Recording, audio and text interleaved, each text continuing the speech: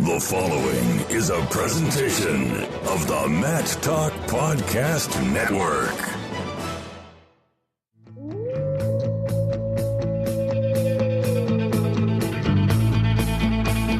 The mind of Pat Popolizio is a wondrous thing.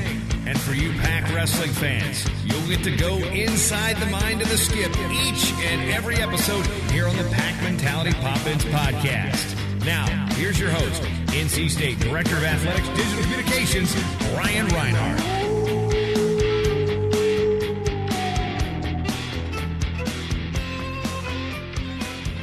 Welcome to this brand new episode of the Pac Mentality Pop-Ins podcast. I'm your host, NC State's Director of Athletics Digital Communications, Brian Reinhardt. And back live in the studio is the head coach of the Wolfpack, Pat Popolizio. Brian, good to be back. It's been a while. Looking forward to this episode.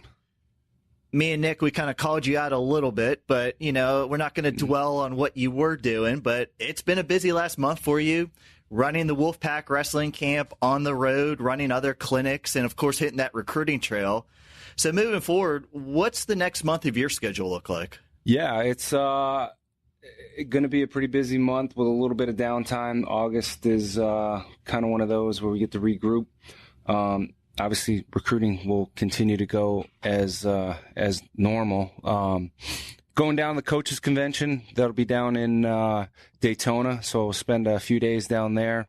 Got a couple clinics lined up still, be on the road, and then right before school starts, probably get 3 or 4 days to kind of regroup myself, which is well needed, and our staff, and then we get to start the year off with all these guys back in swing. Got a great schedule lined up for them, and it's been a great summer having the whole team here training. And in our last episode of this podcast, we landed a huge get and had former Wolfpack National Champion Nick Gwiazdowski in studio for a great catch-up about all of his ventures around the world while being a member of the U.S. World Team. Pat, you've known Nick since before he was even in high school. How much pride do you take in seeing him progress now on the international level? Yeah, that guy is as busy as can be. Lucky every now and then to get lunch with that guy if he can find time for us when he's in Raleigh. Who pays? That's right. Well, you know how he is. We got to work on that with him a little bit, but it's all good. No, it's been great to be a part of his, watching his success develop. Not surprised at all by the things he's been able to accomplish with his commitment and the drive that he's had. And, he's one of those that now is a true professional in this sport, knows what he needs to do, and is working extremely hard. Got to spend, I think it was close to 10 days or so in Colorado Springs with some Wolfpack members, some RTC guys were out there training, and Obi was out there with them. So it's been a busy summer for everybody, and those guys got the benefit being there with the national team. And Nick's just landed probably in Turkey right now, getting ready to wrestle in a tournament over there. So the guy's getting world-class experience. He's got a lot of frequent flyer miles now, so if anybody needs them, I'm sure he'll donate them to certain people. Maybe you can hit him up, Brian. We can get you on vacation. I hit him up to sponsor the podcast. He told me to keep waiting for his check to roll in. Oh, okay. I'll make sure that those bonus checks don't get cashed then. But if you have not listened to our last episode with Nick Gwiazdowski, please go back into our archives. Nick has a unique sense of humor and never dodges any questions. And speaking of those archives, please go in and subscribe to the Pac Mentality Pop-Ins podcast. Any place you get your favorite podcast, we love to see our numbers continue to grow on such platforms as iTunes, Stitcher, Spotify, Google Music Play, and that's just to name a few. So in our last episode, Pat, you weren't here. I hope you went back and listened yourself. I listened to them all. The voice. Why would I ever skip over the Voice of the Pack podcast? Now that we got it on your phone. Yours truly. But our last episode, we broke new ground here at the Pac Mentality Pop-Ins podcast. We had our very first sponsored segment. Earlier this summer, one of our listeners made a very generous donation to this podcast, which we were very, very thankful for. And Pat, I know I was excited by the donation for this podcast from that listener who wanted to stay anonymous. It made me feel like we're doing a lot of unique content and looking into our program behind the scenes here. But running a program like you do, I don't think a lot of people realize how you and the Wolfpack RTC utilize donations. Can you give us an inside look at that? Yeah, that first of all, thank you to the anonymous donor. It's having a major impact. It'll obviously keep this going for another year. I want to get a commitment out of you right now for the next year. I have not re-upped yet. All right. Negotiating. All right. So you're going to hold out on me. All these resources go into play. And if you look right now where we're at with the guys that are here training, it's been a valuable part of the success that we've been able to implement into this program, keeping these guys here. And basically, anybody that comes to NC State, graduates, and wants to move on and wrestle freestyle or Greco, we're going to be able to do that. And it comes from the people back in our RTC, and we've been fortunate enough to have some, guys that put us in position to keep all these guys training here right now. And we're going to see more and more of that. And these guys are doing their part to make sure that they can compete at the national and world level. And I think, putting 4 guys on national teams and world teams right now has been the key, and it's starting to show. We dubbed our new sponsor segment Hidden Heroes, and throughout our next few episodes, our listeners will be meeting those involved with the Wolfpack program in those behind-the-scenes roles. In this episode's Hidden Heroes segment, we meet former NC State wrestler and current sport administrator Josh Dalton. And I will also share some info on how you can make a donation to this podcast and to the wrestling program a bit later. But, Pat, first, Hidden Hero, we hit up our athletic trainer, Will Conlon. Will's unique. He's got that tough job. Sportsman, athletic trainer. Some say head cheerleader during duels. But can you just we put him as assistant coach.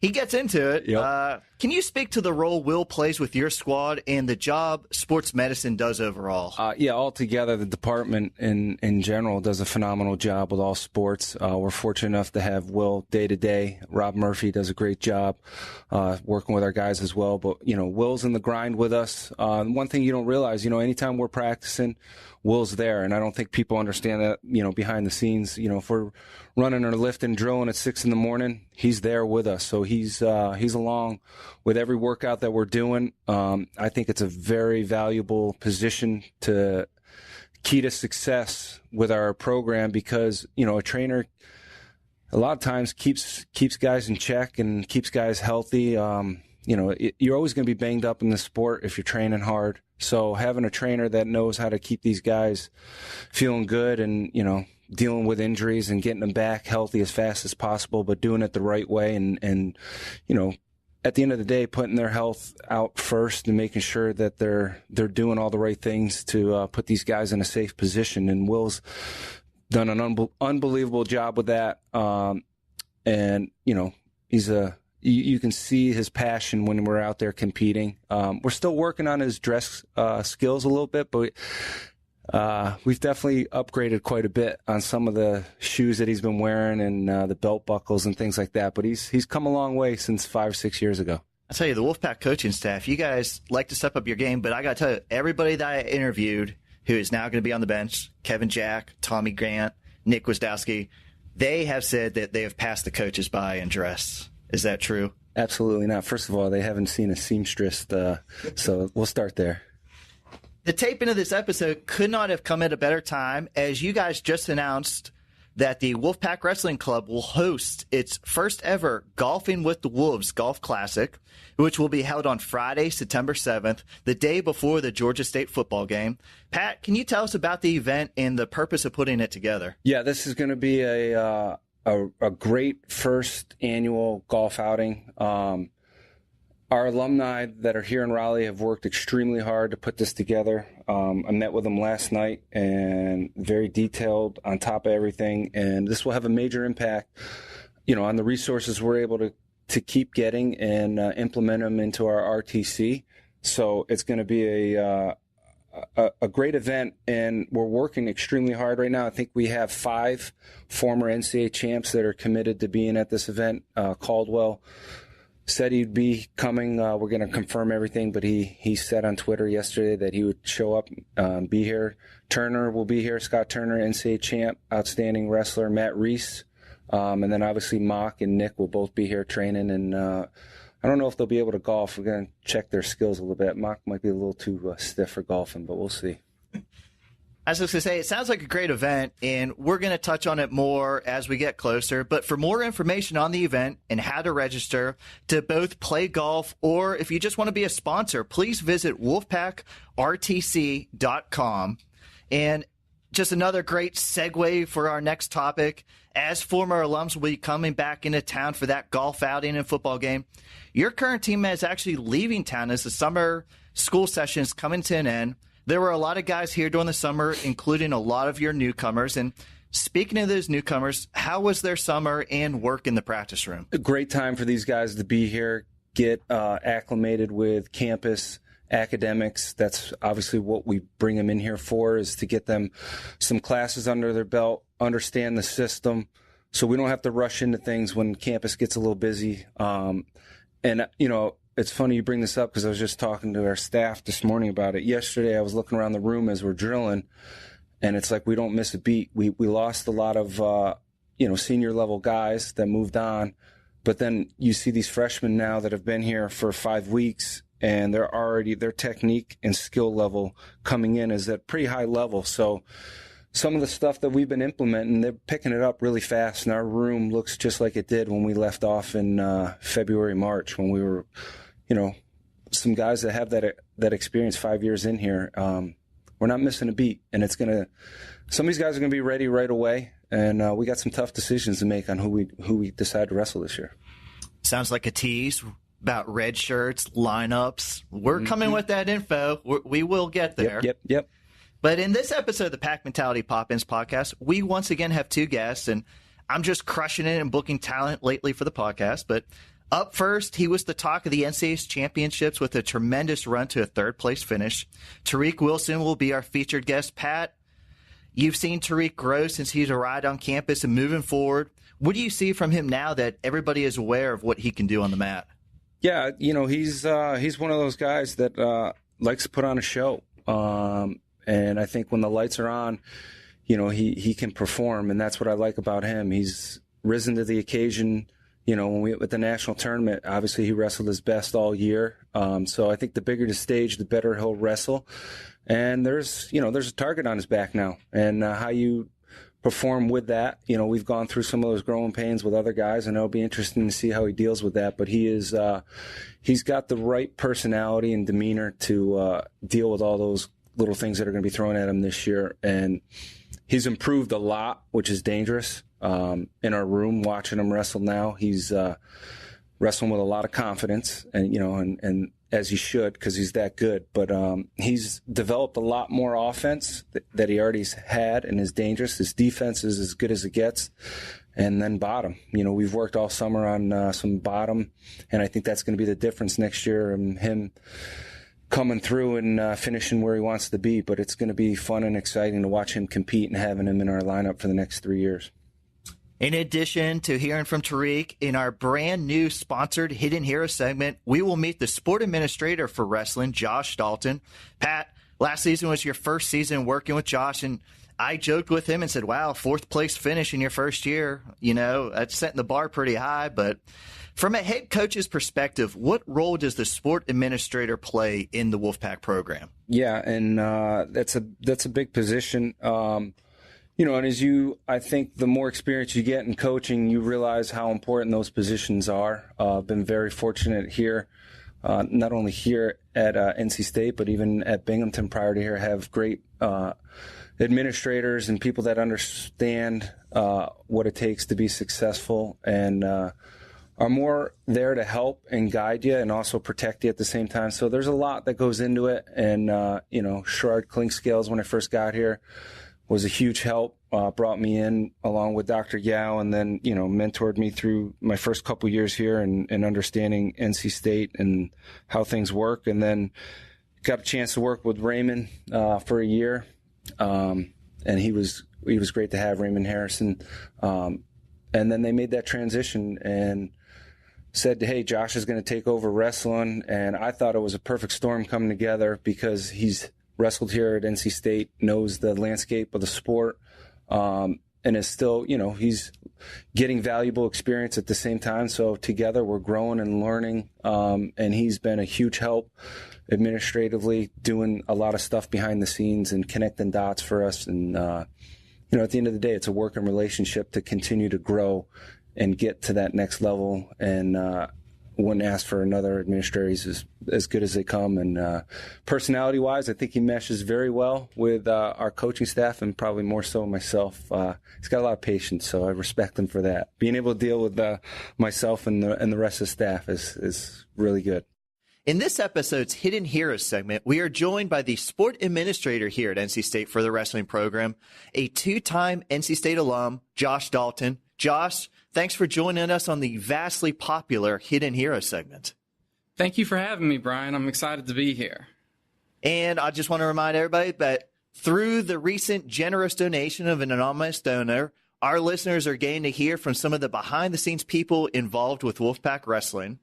This week's segment's a first, as Josh not only earned 2 degrees here at NC State, but he himself was actually a former member of the wrestling team a few years back. And Josh, you grew up in local Apex, won a 2005 state championship as a senior at East Wake High School, and was nationally ranked coming out of high school. What made you decide to stay home and come to NC State to wrestle? Well, my senior year of high school, I was exploring a few different options, all of which were local here in North Carolina. I was looking seriously at NC State, UNC Greensboro, and Duke. I went on a few recruiting trips. At the end of the day, it was between NC State and UNC Greensboro. And, my wrestling coach at the time, Tom Best, he was friends with Bob Guzzo. And, I just talked with him about it and talked with my family and decided that I wanted to stay local here in Raleigh and made the decision that I certainly don't regret. I think it's one of the best choices I ever made. And I had to search back through the record books a little bit, but my astute research came to the conclusion that technically you're NC State's all-time win-loss percentage leader. Now, we're going to joke. Granted, you finished your career 1-0, but why did your wrestling career come to an end after a couple of seasons with the Wolfpack? Well, during my third year, I started having some back issues and injuries, and the following summer, I started working an internship at BTech on NC State's campus. It's a biomanufacturing training and education center. And they told me that if I wanted to continue to work throughout the school year, I was welcome to do so. And, evaluating where I was in my wrestling career and where I wanted to go professionally with my career, I opted to stop wrestling and just continue to work in biomanufacturing on campus. So you stopped wrestling and really focus on academics. You actually have 2 degrees from NC State. What are your 2 degrees that you've earned here? Sure. My undergraduate degree was biological sciences. And then I ended up coming back for my master's. It's a master's of business. I came back for my MBA and completed that a couple of years ago. And you got your MBA through NC State's online program, actually. So how much different was it getting a degree online compared to going to classes and doing the usual undergrad route? The online program really allows for flexibility. I was able to work full-time and then do my classes in the evenings and on the weekends. You can really manage your own schedule and when you watch your lectures and when you do your homework and manage it week to week that way online. So online really has a lot of benefits. And we're going to get to your role as some of the duties that you have as the sport administrator for wrestling in a second. But beyond that, here at NC State, your job title is Director of Analytics and Internal Operations. Can you give our listeners a little description or maybe day-to-day duties of what that entails away from the wrestling program? Sure. I do a number of administrative tasks. I'm more focused on the internal side of things. A number of those tasks are analytics-based, so I do a lot of data gathering. I compare us to other schools in the ACC and other schools in Power 5. I assist with our annual reports and tracking on our strategic goals, so our competitive outcomes, our academic outcomes. I assist with summer school, and as far as the financial aspect of that, and coordinate a number of other initiatives that we're working on and work with various departments. And as I mentioned, this past season was your first as the sport administrator for wrestling. It just so happens the Pack finished an all-time best 4th place at the NCAA, so I guess that's one heck of a way to start your career. But as the sport administrator, what is your role with the wrestling team? So I really walked into a good situation. Pat and his staff make my job simple. And, as a former wrestler, being able to oversee the wrestling program here at NC State, it's opportunity is really special for me. But Pat, he obviously embraces the goal of winning a national championship at State. And, his commitment to this goal is really firm and unwavering. As a sport administrator, I'll start off with my philosophy. So I really believe in servant leadership, and that's just enabling others to become as effective as they can be. So I just see myself as an enabler. I try to be there for Pat, and you've heard of ladder climbers. I try and be a ladder builder and just help him do his job as well as he can. So I make it a priority to really be accessible and collaborate with Pat. We typically meet each week to ensure that all important topics are communicated. In my role, I work with Pat. We talk about his goals. We'll do a initial PRD to start off the year, and that's the performance review and development, where we include his competitive goals for the year, the academic goals, and then go into recruiting goals. And otherwise, I collaborate with the other support areas that support wrestling. We obviously have great internal and external operations staffs. And since I'm here with our communications director, certainly give a shout out to him and the excellent job that he's doing. Great communication staff here at NC State. Hey, and the support that we have, it obviously can be seen. We led the ACC in attendance. We were ranked 12th nationally this year. We averaged nearly 2,000 fans per dual match this season, which was an NCSU record. I work with Pat as far as compliance. We maintain a focus on compliance, and the wrestling staff are in constant contact with our compliance representative. They ask questions and seek clarifications to ensure that they're doing their job correctly. So I think, or you tell me, what you can share. What are some of the issues an administrator you're faced with both in the off season and during the season for wrestling? So I'll say oftentimes it's, kids getting here and their financial aid. So we want to make sure that their scholarship is on track or their financial aid is where it needs to be. So just getting all the paperwork in. Oftentimes it's getting approval for certain things to occur. I was going to say getting approval. One of the best things that popped up just during the season, very last minute, UNC duel, raised Matt up on a stage. That had to be an exciting time. That's the first time in ACC history that happened. First time for us. Fans loved it. And moving forward, we might be trying to do that every year now. Yeah, absolutely. Well, we want to be the best. Obviously, at NCAA's, the way the championships wrestled is on an elevated stage. And other schools that are elite in wrestling are, they wrestle on stages. So we consider ourselves up there with them, and we want to kind of take some of their practices and implement it, and we were able to do so. We found a couple groups that have stages. We worked with our game operations staff, and our game ops staffs did a great job of helping us make that happen. And one thing I'm always interested in, I'm a big numbers guy. So when it comes to the team budget, how does that process even start? And I think a lot of people don't realize a lot of these line items, they're set almost a year in advance that people might not realize. So what are some of the stuff you deal with the budget that people might not understand? Well, I mean, the budget, just like any other budget, it requires planning and projection. So we have a number of line items that we just try and plan and estimate ahead of time and figure out where do we project that we're going to spend in different areas. It could be travel. It could be our recruiting expenses.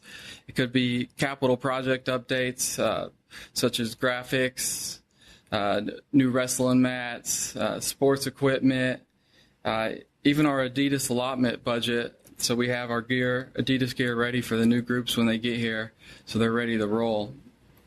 And you kind of mentioned it, speaking of new graphics, I've gotten many requests for pictures from you this summer, and we are redoing so many of the graphics in the practice room over there. How exciting is that of a process? And it has really turned out really great with some of the new graphics that have gone up over the summer. It's really fun projects to work on. I enjoy working with our graphics team on making some of the designs. And ultimately, it comes down to the success we had last year. We have a national champions wall. So with our national champion, we had to update that wall. We had 4 All-Americans within the wrestling room. All the All-Americans are pictured. So we had to update the All-Americans wall within the wrestling room and get pictures of those individuals. And then we also have stat boards that have a number of different stats, whether it be All-Americans, ACC champs, academic All-Americans. So with all the success we had last year, we had a lot of great updates to do. And I'll get you out of here on this. When people ask me, I always say the staff and both past and present student athletes here with the wrestling team are great to work with myself when it comes to media interviews and all the requirements I ask of them. In your role, how fulfilling is it to work with both these coaches and the wrestlers themselves? It's really fulfilling. I really enjoy it. Honestly, I have the dream job working with the team. It's a great opportunity for me that I enjoy, getting to be a part of the process, seeing these student athletes really grow into young men and great professionals, not only improving at their craft, but growing academically and then also growing to become, great young professionals. Josh, it was great to hear from you in our Hidden Heroes segment. Thanks for answering some of these tough questions and just letting us know what you do behind the scenes and how you're involved with the wrestling program. Thank you for having me. And thank you once again to our anonymous donor in sponsoring our Hidden Heroes segment. This has been a tremendous addition to the Pack Mentality Pop-Ins podcast, giving our fans a chance to understand just how many different people have roles in supporting the Wolfpack Wrestling program. If you would like to donate anything to this podcast, please reach out to us on Twitter or email me directly. I love to correspond with our fans, and with our next donation, I look forward to seeing what ideas that individual will have as I will incorporate your gift into this podcast. You can reach both Pat and myself on Twitter at PackWrestle, and my email is bcreinha@ncsu.edu. We are now joined on the Pack Mentality Pop-Ins podcast by 2018 All-American Tariq Wilson. Tariq, we should have had you on the podcast months ago, but we finally booked you for this interview. So thanks for stopping by to catch us up on what was one of the most exciting seasons a Wolfpack wrestler had this past year. Oh, thank you. I'm glad to be here. I felt a little left out, but then I was like, he's been busy. A lot of things going on here at NC State, so I didn't mind. So when you called and said, I want you here on the podcast, so I had to come here, and I felt thankful. Now, I will say I was busy, but you also booked yourself another podcast set without me knowing that. So, you didn't come to our podcast first. Maybe I had a little bit of a grudge out there. Maybe, hopefully, not that too bad of one. The NCAA tournament was all the way back in March, and we're here in the middle of July. Has everything died down for you finally with social media and just the excitement of that weekend? Yeah, it definitely has. I still get followers on Instagram here and there. People message me, saying that they're excited for the next 3 years. I'm one of their favorite wrestlers. I had a great tournament. If they can add me on the other social medias I have. So everything has recently dialed down. I'm just getting back to being a average kid does wrestling at a D1 college, and who just likes to have fun. Did the change of your Twitter handle increase your followers? And who gets credit for the new name on Twitter? So there's a story behind that Twitter handle. For right now, I'll say Melissa Simmons. She gets credit. I was going to say, I hope you would say her because she claims credit. Yeah, she did. But back in high school, if no one really knows this, only a few people, back in high school, they used to call me Tariq the Freak. And I kept that out. I didn't I didn't want that name come following me here to NC State. So I was like, all right, no one's gonna know about it. And then all of a sudden it follows me with Melissa saying Tariq is freaking Wilson, he's freaking awesome. I was like, oh, well, I'm back. That's a good name to have. People have picked up on it. Will it change back? No, okay. I'm keeping it. Well, we have a ton to cover. Your redshirt freshman season, the great run to third place at the NCAAs, your freestyle this summer and coming back from an injury. But I want to start out hearing about your journey to NC State. You're from Steubenville, Ohio. You're a nationally ranked recruit, former Flow National All-American. Looking back, how would you describe the recruiting process overall for somebody that has not gone through it? It's a great experience. You get to go to a college that you prefer, for one, and then you get to see the campus, see what you like about it, meet some of the teammates, seem to get a connection right off the bat, and then you just get to have fun, spend some time to get to know some of the people that you might look up to. Especially when I came down to NC State, I was joined with the class of Hayden. I had the bowlers with me, and a lot of other guys. So when we went, we had fun. Really connected with the guys. Thought it was a great experience overall. Made a connection with Obi, Pat, Frank when he was here. It was a lot of just fun, a lot of connecting. I just felt at home. Who was your host on your official visit? On my official visit, I would have to say Thomas Gant, but Michael Boykin was in there too. So I went back and forth with those two guys. Good host, bad host. Were you there first? Were you there last? I was not their last, but they were an average host. Average. It wasn't. They didn't treat me bad or anything like that. It was good. So now, when you're going to be the host, you learn from their mistakes. Is that what you're saying? Oh yeah, definitely. I definitely learned from their mistakes. What was your favorite part of the recruiting process? And maybe on the reverse of that, what was your least favorite aspect of it? Not just here at NC State, but overall. Oh, the favorite part I would have to say is definitely just getting to know, talking with the coaches, getting to know them. Even though they're talking business, someone will talk, see how you're doing out of wrestling, outside of just your life in general. Also, have to say, just meeting the team, hanging out with them. That is important, because if you're going to commit to a school, those are your teammates for the next 4 or 5 years. You want to build a connection, and we definitely had fun. We did, I think, paintball. I think we did another activity as a team, so it was great. We sat down, had pizza, so everyone relaxed and talked. And when did you commit to NC State, and what kind of sealed the deal for you to commit here for both your education and wrestling career?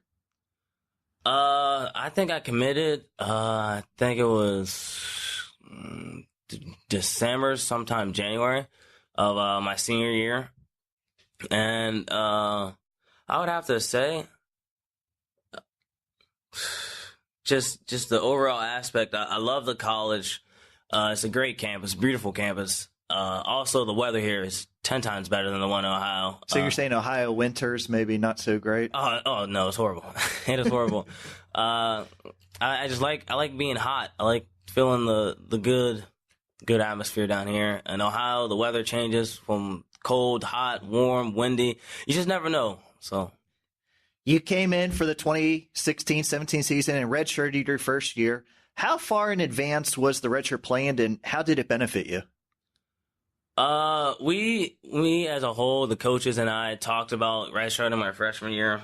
And that year I learned a lot. The coaches also learned a lot. They learned that coming out of high school, I had the mentality block. I would always have sometimes in matches that my mind would just just lose myself after I getting taken down or after a loss. I have a hard time refocusing. So they really helped me out during that freshman year, learning how to refocus, get your mind set. Like, don't worry about it. You're still in the match. Just chip away at points. And also, they learned a lot about my wrestling style. So they helped me improve during the season, during this season, during the end of last season, of how my wrestling style and how they can help me out and increase my technique or better my technique. To say this past season was a breakout for you would be an understatement. Going all the way back to the preseason, you actually lost a wrestle-off for the starting spot at 133. Pat always talks about pack mentality. What was your approach in the early part of the season to try to crack the lineup? It was this is just a loss. This is just a learning. Not to take it to heart. Jamel, he's a great competitor. So if he beats me, he beats me. But I don't want to hold down like, oh, he beat me, I'm out of it. I can't do this. I can't do that.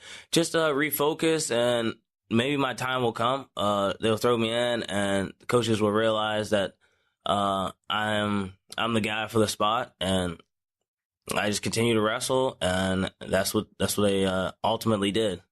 And you were inserted into the lineup in December, started the last 10 duels of the season, including the Pack's trip to Italy versus Oklahoma State. I always like to ask different guys to describe that trip to Italy and how fun it was. That trip was a testament. There's a lot of adversity we did have to face. Pat loves for you guys to face adversity. Yes, he does. That's his main goal, to see who he can break, see who he can get to, but he cannot get to me. He didn't get you on the Italy trip? No. Overall, we had a fun time. We hiked the volcano, something I've never done before. We went to a European soccer game, something I've never really gone to a soccer game in general, besides the one that we have at NC State. But that big of one, feeling the atmosphere, the fans really got into it, seeing how they separate the rival team from the home team. It's just a great experience. The food, love the food. Definitely love the pasta they had. The pizza, it's the best thing that I've ate ever on a trip. Did you eat before the duel, or did you have to wait till after the duel, after cutting weight? We would have good meals. I definitely ate during and before the duel, and then after the duel, I had to keep in mind that we do have wrestling, another tournament coming up. But I did enjoy myself. Okay. I did enjoy myself. And I have a feeling we're going to talk about a few signature wins of yours from the last year, but in the duel versus Virginia, you defeated returning All-American Jack Mueller and earned ACC Wrestler of the Week honors. Kind of your first signature win. How important was that win for you? That was a big stepping stone. It was, as some would say, a coming out point, but for me, it was just a pride thing. Coaches would talk to me and say, you got this, it's just a regular opponent. And I just go out there and just continue to prove myself to everyone that I'm going to be a household name. I'm a good wrestler. You guys aren't talking about me now, but eventually you guys will. And that was just a good point to shine or outshine the rest and just have my moment. And looking back through the stats, I'm not sure if you realize this, but 10 of your final 11 opponents before the NCAAs were all ranked at the time you faced them, including 4 in the top 10. How did facing that level of competition help you before your NCAA run? It gave me a great feel of the top guys and how they wrestle and how I should prepare for them. What should I do? What mistakes have I learned from those matches? Not hit the same mistakes over and over again. And just to go out there and wrestle, not to get caught up and, oh, these guys are ranked higher than me. These guys already beat me. Just to go out there, have fun, wrestle, and just keep it the same mindset of scoring points and trying to put our team in a winning position. How excited were you that the NCAAs were in Cleveland, very close to Steubenville? I was glad to be home. I really did. I wanted a lot of my coaches and fans to come see me, which I did have a good support system. So I was really happy that I got to see some of my old high school coaches, some of my friends came up, and a lot of family members. When the brackets came out, you drew the number 5 seed from Missouri. You controlled that bout with ride time and won 8-3. Then in the evening matchup, you scored a 7-1 win. So going to bed that night, how excited that you were 2-0 after that first day? It was pretty good that I made it to the second day, but that wasn't my stopping point just to make it. I wanted to go out there and put myself in different positions just to see if I could increase my scoring habits, not to just stay content, go out there and score. And so I felt good waking up the next morning, going in the quarters, and whoever I faced, I knew I had a mindset of I'm winning, no doubt. You're not stopping me. And then you're in my way, you're an obstacle. So I could either jump over it, which is harder than it has to be, or I could go right through you. And that's what my mindset was going in. You mentioned the quarters. I call it the Tariq Wilson Redemption Tour. Kind of started with that. You scored a 13-5 major decision over number 4 seed Brock of Oklahoma State. He actually tech-followed you over in Italy. What led to the turnaround in your win at the NCAAs? Definitely not getting scored on, giving up 6-point moves. I got cradled in Italy, so that was a big one. Put me down 6-0, escaping off bottom. He rode me out, turned me a couple times. So going into NCAAs, we made the adjustments right after that, not to have my hands hanging, to clear my wrists, not get them tied up, score on bottom, get out. And if we're on top, get riding time, score, maybe even get some turns out of it. So that was a big stepping stone. Coaches really put some time and effort and working on bottom, because that was one of my weaknesses. And when I get on bottom, I'd get turned multiple times. And we made the adjustments, and therefore I wasn't able to get hold down. And if I did, I got right back up and cleared my mind and just chipped away at the score. In one of the most exciting matchups of the entire tournament, you took the eventual national champion and number 1 seed Gross from South Dakota State to overtime before you fell in the semifinals there. But you actually got in a very good shot right as soon as overtime. How close were you to getting that takedown? I was close, but not as close as people would think. I didn't have my hands in the right position, so it wasn't as tight or the where I wanted it to be to score. And also, I was relaxed a little bit. I didn't have the urgency of scoring. I landed on both knees, didn't have the position, and then he ultimately scored and was going on to win the Nationals. I was going to say, at that point in the tournament, you were pretty much everybody's favorite wrestler in Cleveland. How great was that environment? Oh, it was great. Just hearing friends from different colleges cheering for you, rooting for you, hoping that you do good and place or even win it. So that environment was unbelievable. I just can't wait to wrestle NCAAs again and just to feel the atmosphere. It was the best I've ever felt so far. And you came back, you scored a 13-3 major over Del Vecchio of Rutgers, and that put you into the third place bout. You scored another major, 17-8 over Pletcher of Ohio State, and got third place. Your performance in the NCAAs had everybody talking and was just so fun to watch. I think you totaled something like 24 takedowns and only conceded 2. So now looking back a few months, how would you describe that run? Some would say a Cinderella story, but in that Cinderella story, I wasn't crowned princess. I wasn't crowned queen. But it's all that was for me was just a learning point. This is the beginning. It's not the end. It's just a place where I can look back, see what I did wrong throughout every match, go through, correct those mistakes, even learn new technique. Something that'll give me an edge above the rest. Even in that night session of the finals, people were still talking about Tariq Wilson, because I would say you got the loudest applause on the dance cam right before the session started. You seem to take a lot of pride in your dance moves, don't you? Yes, dancing for me is just another way of having fun, just to see other people smile, laugh, just to have a good time. And if that makes people happy, then I'm fine with dancing. It's one of my aspects, I would call it. The scoreboard loves you. We get you to do it here for all the marketing videos. We hope it continues. But now going into your redshirt sophomore season, everybody will be gunning for you. Does your mindset change at all this summer in knowing that you're not the underdog anymore and you'll probably be getting everybody's best shot this upcoming season?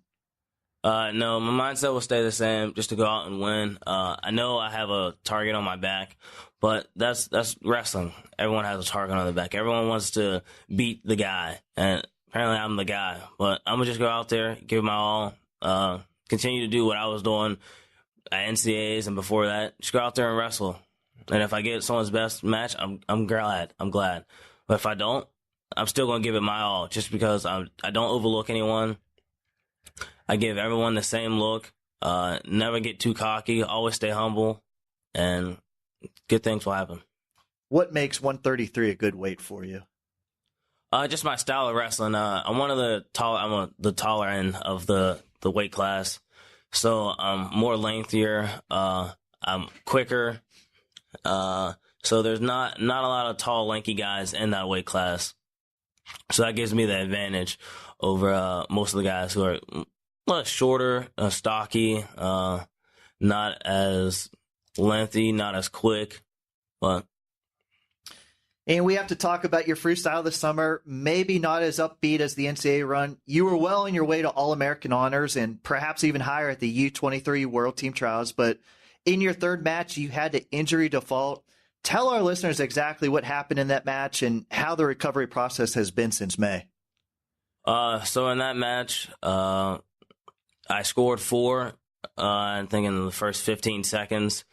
And then later on in the match, we both took a shot. He got to my legs, came up, scored behind, and I got 5'd. Eventually that would put me out the match. I slammed my head against the mat pretty hard and ended up with a concussion. So I've been going through the process of getting cleared. I think I got cleared in June, at the end of June. Went back to wrestling for a couple days, and then I was still, when I was out, I was still thinking about wrestling, wanting to come back, wanting to participate. But as my coaches were telling me, hey, this is some time that you need. Don't try to rush it. If you rush it, you'll probably get re-injured, and we don't want that. We want you fully healed, cleared, and you don't have anything to do. We're not competing anymore, so just take this time, relax, and just get better.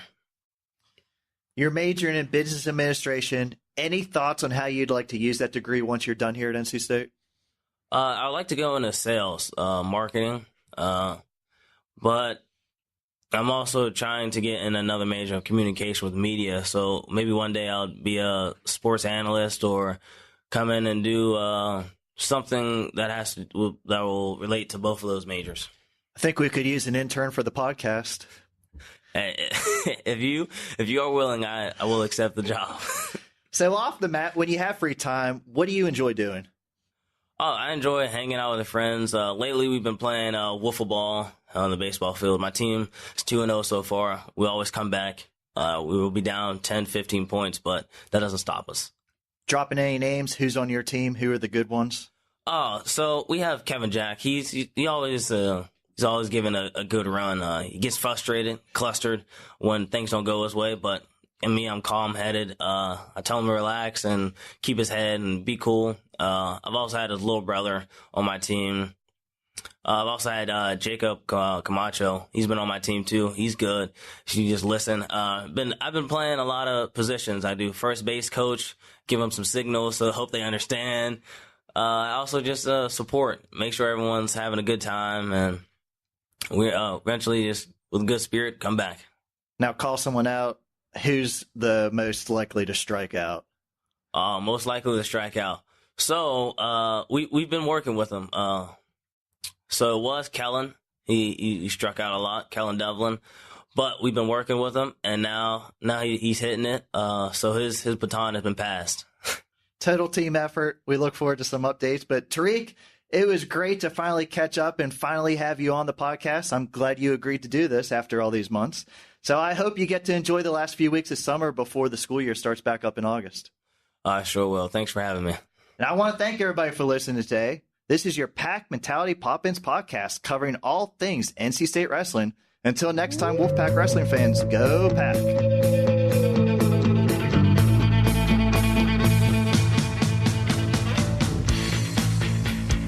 Mentality Pop-Ins podcast is produced by the Mat Talk Podcast Network.